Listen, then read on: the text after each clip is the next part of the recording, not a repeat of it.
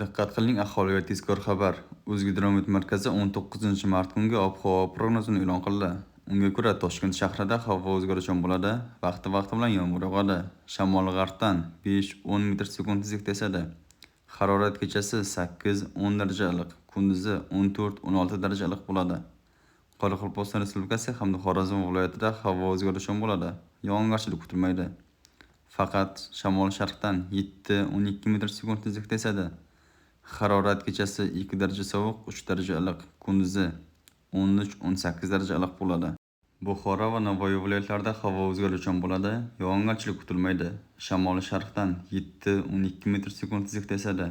Harorat kechasi 5-10 daraja iliq, kunduzi 15-10 daraja iliq bo'ladi. Toshkent, Samarqand, Jizzax va Sirdaryo viloyatlarida havo o'zgaruvchan bo'ladi. Ayrim joylarda yomg'ir yog'adi. Shamol sharqdan 7-12 metr sekund tezlikda esadi. Harorat kechasi 5-10 daraja iliq, kunduzi 13-18 daraja iliq bo'ladi. Qashqadaryo va Surxondaryo viloyatlarida havo o'zgaruvchan bo'ladi. Ayrim joylarda qisqa muddatli yomg'ir yog'adi. Shamol sharqdan 7-12 metr sekund tezlikda esadi. Harorat kechasi 5-10 daraja iliq, kunduzi 15-20 daraja iliq bo'ladi.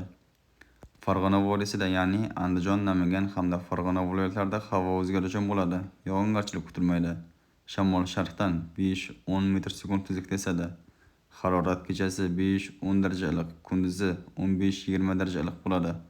O'zingizni asrang, xayr, salomat bo'ling.